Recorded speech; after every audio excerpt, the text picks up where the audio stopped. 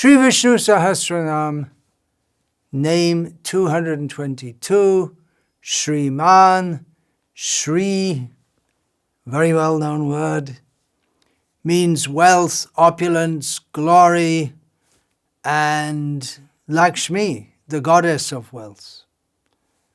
Wealth is Shri, or any opulence is Shri, and Shri, who is the goddess of wealth, the goddess of fortune, is Lakshmi. And man is a suffix, also very well known. We have it in words like Buddhiman, Dhritiman, Shaktiman.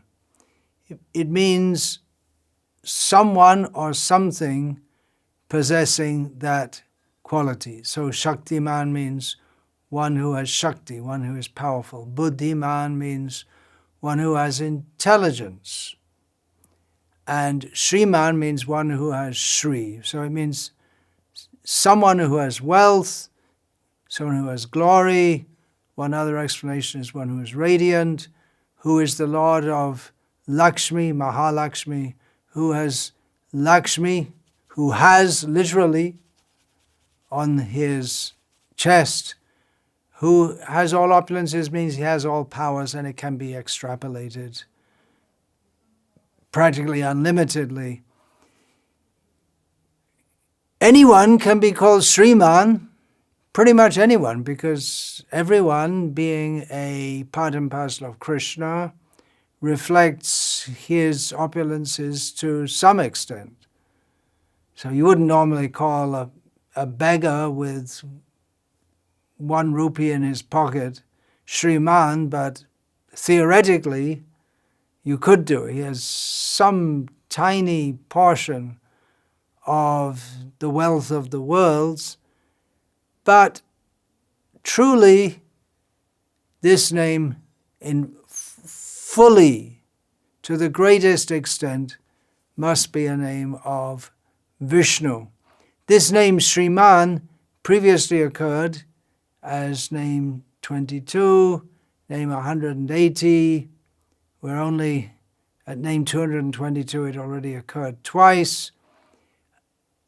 While commenting on those names, I got a bit mixed up in ascribing qualities, in other words, saying that this commentator said this when actually it was someone else, when actually it wasn't.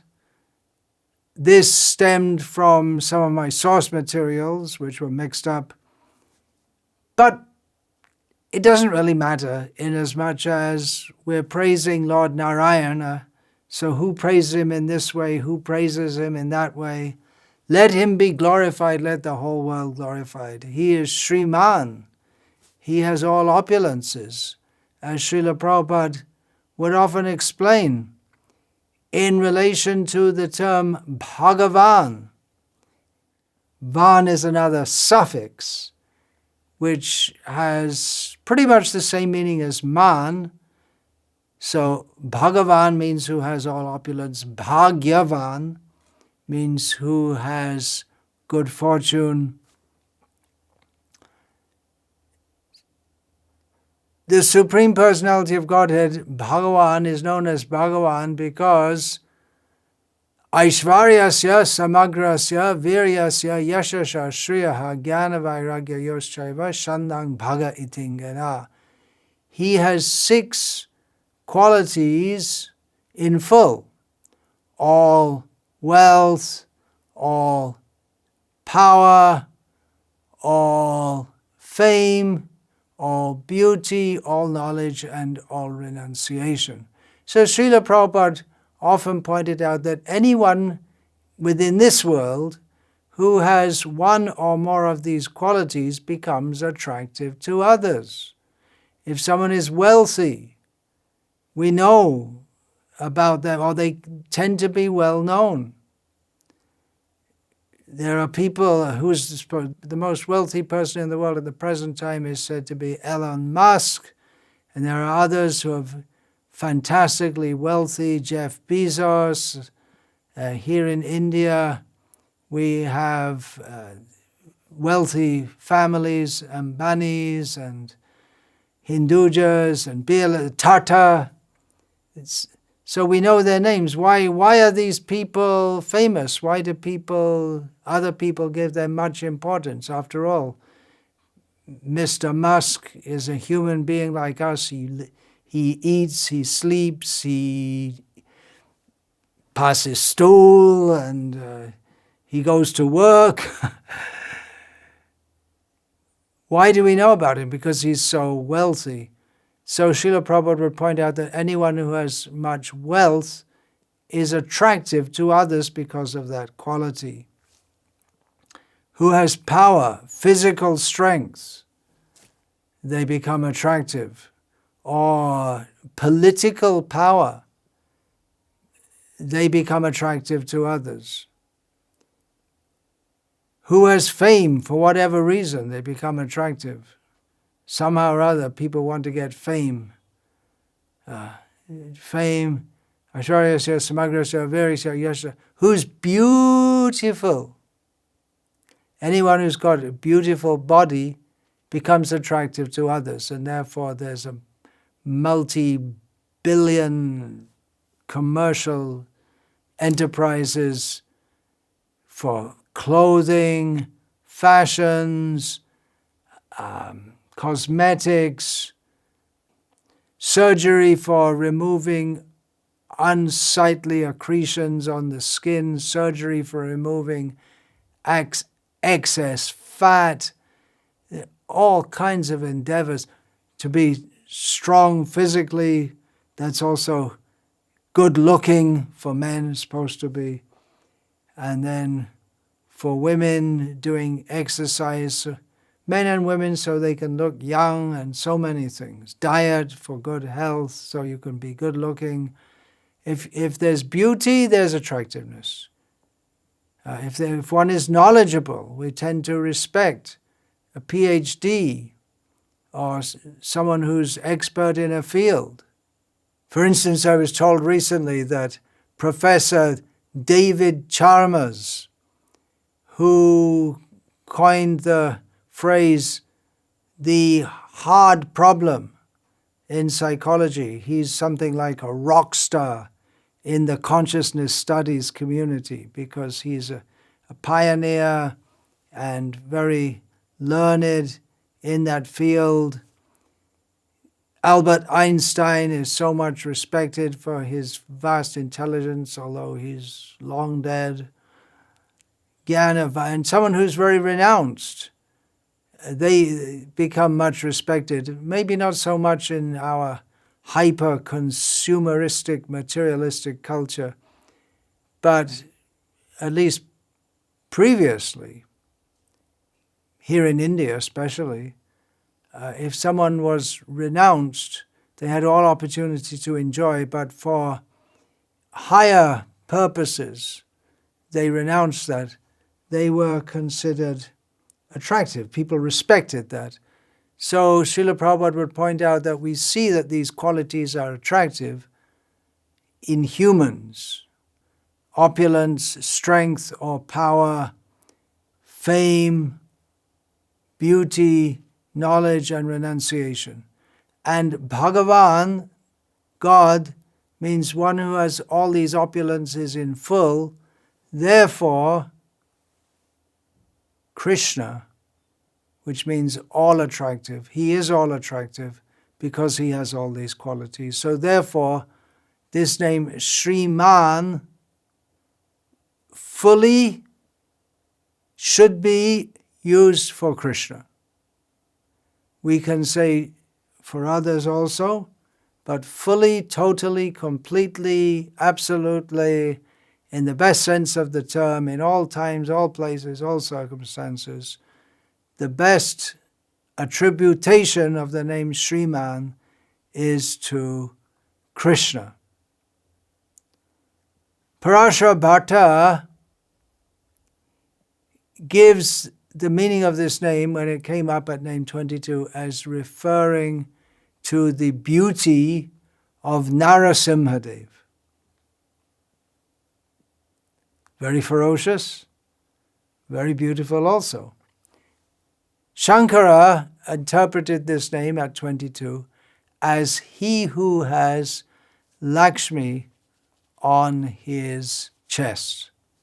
So that's also true of Nrsimha. And we can say that he's very beautiful, or all the more beautified by having Lakshmi on his chest.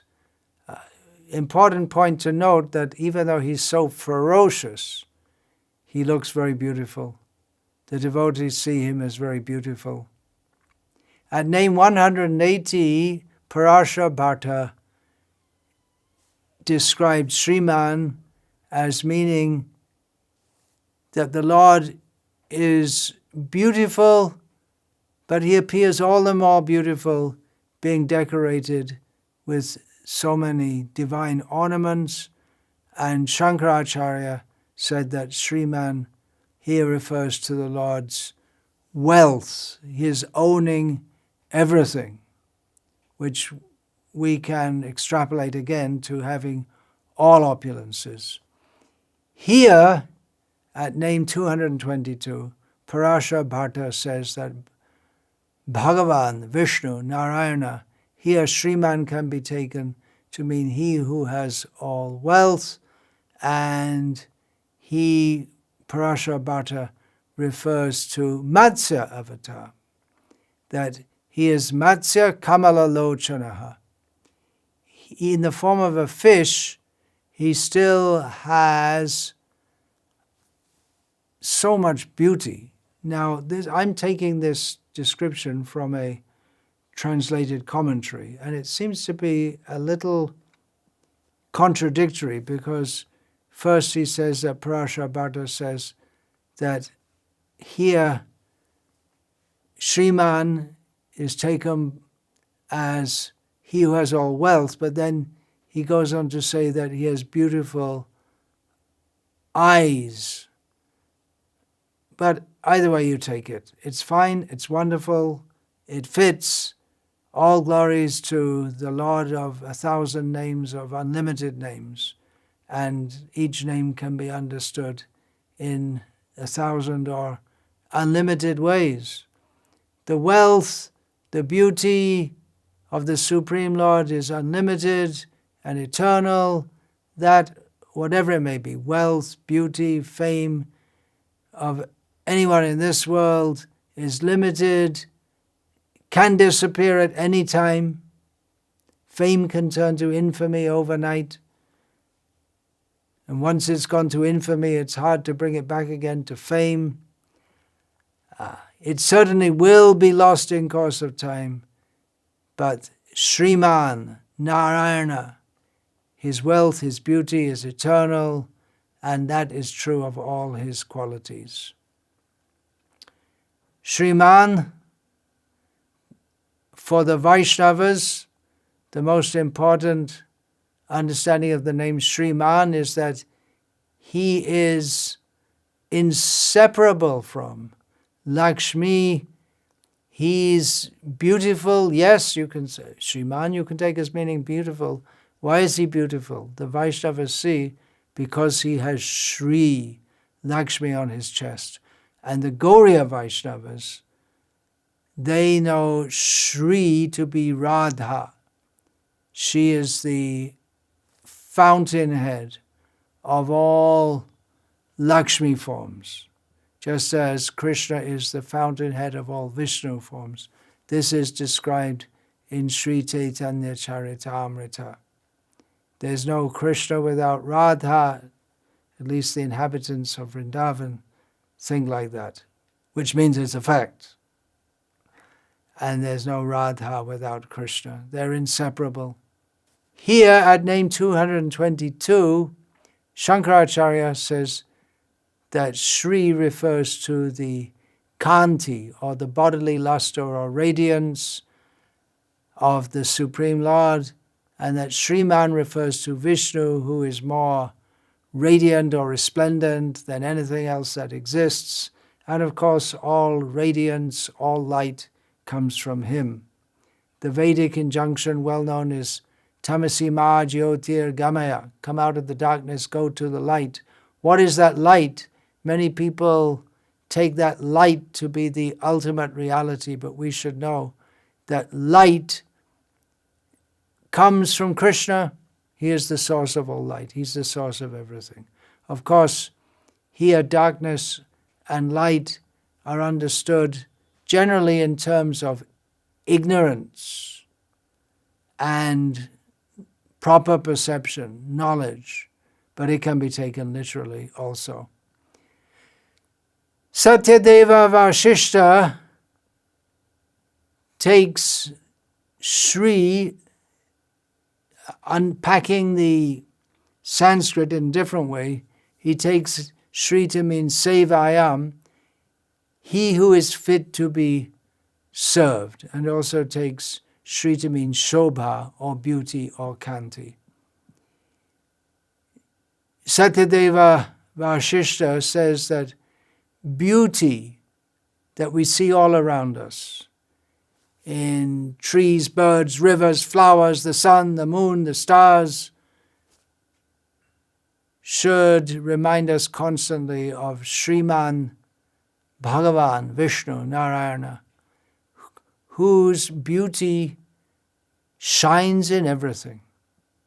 So that's a very nice reminder to see him all around us. Of course, if we're stuck in miserable big cities with ugly buildings, and we don't see so much trees, birds, rivers, flowers, then we may not appreciate so much the beauty and the glory of Shriman Narayana. We may not do. It's the natural incentives to remind us of him. They tend to be lacking in contemporary urban life in so many ways. Baladev Vidyabhushan gives a different meaning of this. He says that Shriman, he's again referring to Matsya Avatar, is he who owns speech. Shri is taken here as speech in the form of the Vedas on account of their being protected by him, Bhagavan Narayana. We know very well, here in South India especially, the Sri Vaishnavas, they very much like to repeat this name, Shriman Narayana. May he be glorified always and everywhere. He is glorified always and everywhere, except by the petty people of this world who think they don't need him. They may just think he doesn't even exist. So let us preach the glories of Shriman everywhere and always. Let everyone become Shriman. Let everyone be endowed with the opulence of devotional service to the original, greatest, eternal Shriman, Shriman Narayana, at whose lotus feet we bow. And of course, we as Gauriya Vaishnavas, we particularly take shelter at the lotus feet of that ever all beautiful Krishna, who is accompanied by Shri Radha. Vancha kalpatarubhyascha kripa sindhubhya evacha patitanam pavanebhyo vaishnavebhyo namo namaha